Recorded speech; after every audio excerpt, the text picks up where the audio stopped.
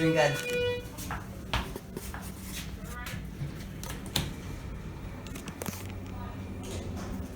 This is the elevator at Dick's Sporting Goods near Triangle Town Center in Raleigh, North Carolina.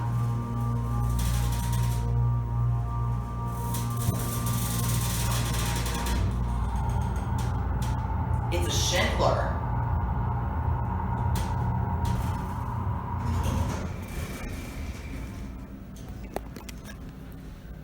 One. Installed in 2004. This has a suspended ceiling with fluorescent lighting, and it was built from the ground up.